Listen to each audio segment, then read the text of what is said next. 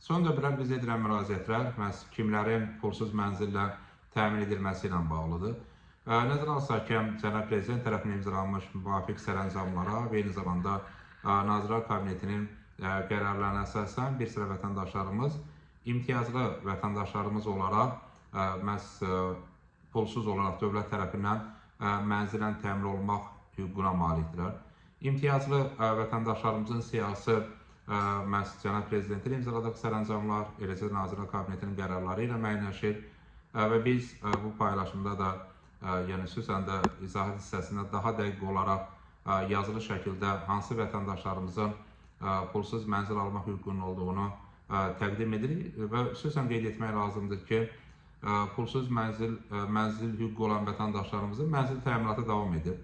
Həm təbii ki, qazilərimizin, həm şəhid ailələrinin üzvlərinin, eləcə də vətən müharibəsi qəhrəmanlarının və o cümlədən təbii ki, onların ailə üzvlərinin pulsuz mənzil təminatı dövlət tərəfindən həyata keçirilir və bu istiqamətdə biz intensiv olaraq addımların atılmasını müşahidə edirik.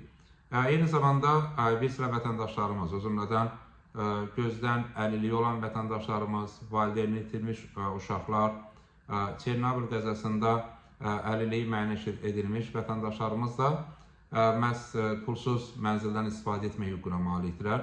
Onların təbii ki, bizim artıq təqdim etdiyimiz sənədləri müraciət edərək pulsuz mənzilə müraciət hüququ var. O zaman təbii ki, sənədlərin siyahısı da bu paylaşımda izahat bölməsində əlavə olunur ki, məhz bu kateqoriyaya uyğun olan vətəndaşlarımız, hansı ki, imtiyazlı vətəndaşlarımızdır, onlar həmin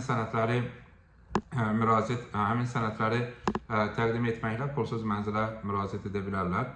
Pulsuz mənzilə müraciət zamanı təbii ki, burada mənzillərin verilməsi həm növbəli prinsipi, yəni vətəndaşımızın nə zaman müraciət etməsi, ali üzvlərin tərkibi, yəni bütövlükdə ali üzvləri ilə bağlı məlumatlar, yəni xüsusən də evə tələblə bağlı qiymətləndirmə, o cümlədən təbii ki, uyğun dövlət qurumu tərəfindən fərdi və eyni zamanda yaşayış binalarında olan mənzillər təklif oluna bilir.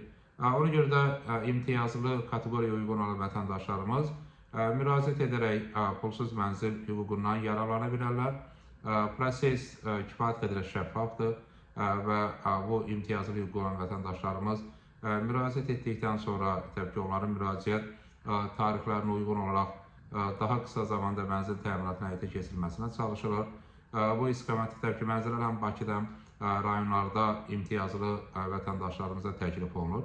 Ona görə vətəndaşlarımız əgər qeyd olunan imtiyazlı qruplara aiddirsə, müraciət edərək pulsuz mənzildən istifadə edə bilərlər.